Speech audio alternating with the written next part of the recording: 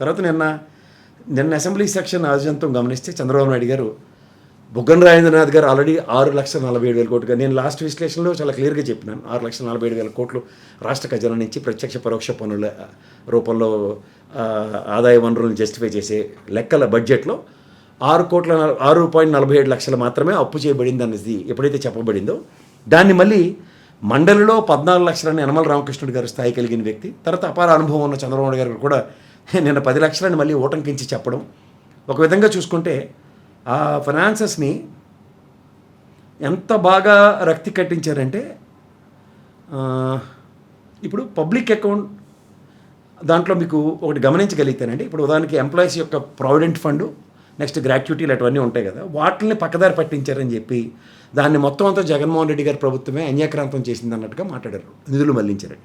కానీ వాస్తవాలు ఎలా ఉంటాయంటేనండి, మనం 2014లో రాష్ట్ర విభజన అప్పుడు 19,138 కోట్లు మన మీద అప్పు భారం పడుతూ ఈ ఎంప్లాయీస్ సంబంధించింది వాడుకున్న మొత్తం 76,516 కోట్లు, అంటే 57,378 కోట్లు 14-19 సంవత్సరానికి గాను, అంటే ఎన్డీఏ కూటమి తెలుగుదేశంతో ముగించిన ఆ గవర్నమెంట్లో టోటల్ 76,516 కోట్లు 19-24 మధ్యలో జగన్మోహన్ రెడ్డి గారి ప్రభుత్వానికి అందించే టైంకి 57,378 కోట్లు చంద్రబాబు నాయుడు గారు వాడారు అన్నది, ఎన్డీఏ కూటమి వాడారు అన్నదానికి చూసుకుంటే, జగన్మోహన్ రెడ్డి గారు దిగిపోయే టైంకి ఎప్పుడైతే ఈ రాష్ట్ర బడ్జెట్లో ప్రవేశపెట్టిన ఫిగర్స్ కనుక చూసుకుంటే 77,106 కోట్లు, అంటే 76,516కి 77,106 కోట్లకి చూసుకుంటే జగన్మోహన్ రెడ్డి గారు కేవలం 655 కోట్లు మాత్రమే ఎంప్లాయీస్ సంబంధించిన డబ్బులు వాడారు అన్నది ఒకటి. రెండోది, విద్యుత్ రంగంలో నష్టాల గురించి కూడా విభజన నాటికి 14-15కి 6,625 కోట్లు నష్టాల్లో ఉంది. చంద్రబాబు నాయుడు గారు ఎన్డీఏ కూటమి అండ్ చంద్రబాబు నాయుడు గారి గవర్నమెంట్ 14-19 దిగిపోయే టైంకి 28,715 కోట్లు, అంటే 34%.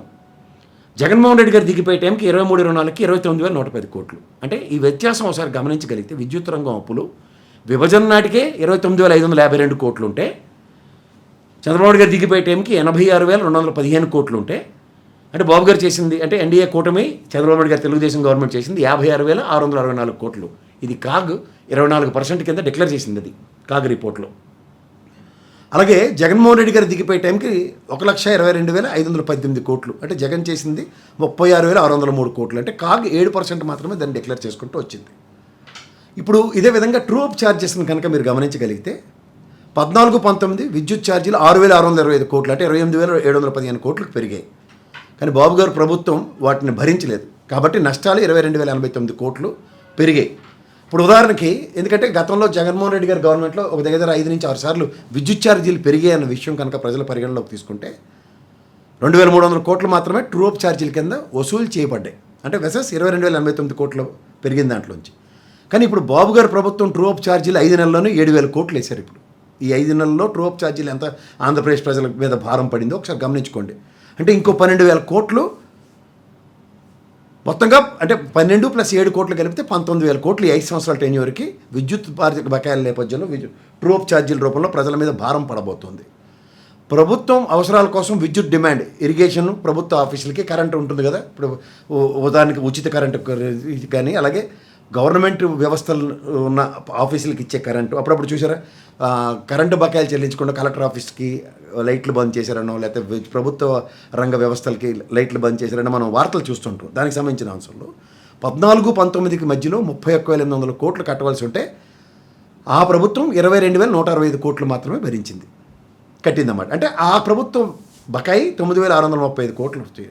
అలాగే జగన్మోహన్ రెడ్డి గారి ప్రభుత్వంలో 23-24 బడ్జెట్ ఇప్పుడే ప్రవేశపెట్టారు కాబట్టి 68,000 కోట్లు కట్టాల్సి ఉంది. 62,000 కోట్లలో అంటే కట్టాల్సింది 6,000 కోట్లు మాత్రమే.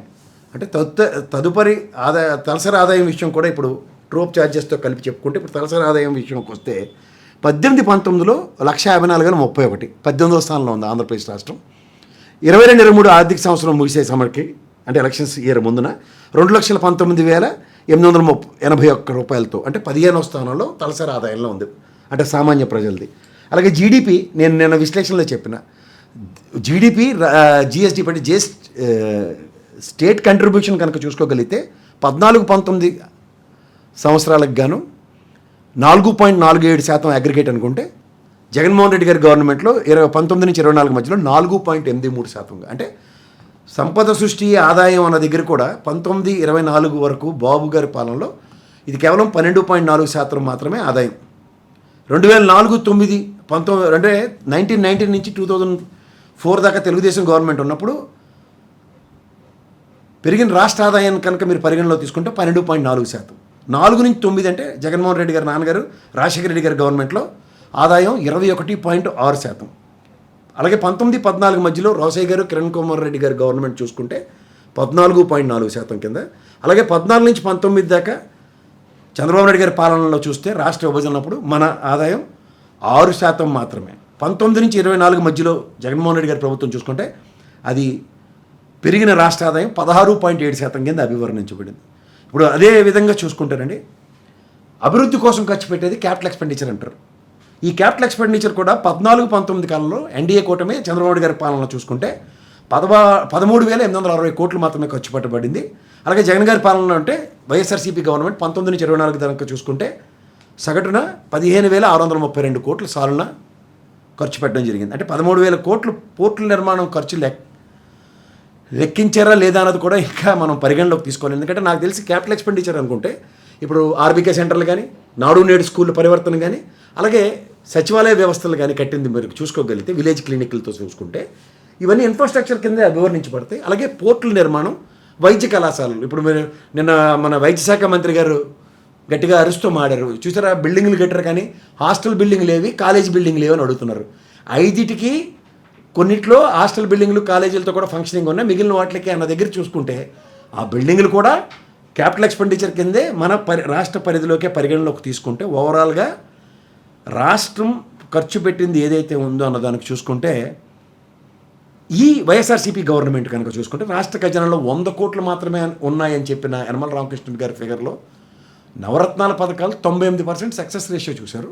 నేను ఇందాక దాకా చదివినవన్నీ చూసుకుంటే క్యాపిటల్ ఎక్స్పెండిచర్తో సైతం గత ప్రభుత్వాల కన్నా మిన్నగా మనం పరిపాలించుకున్న విధానం చూస్తే ఈ ప్రభుత్వం కేవలం శ్రీలంక అయిపోయింది, వెనుజులా అయిపోయింది.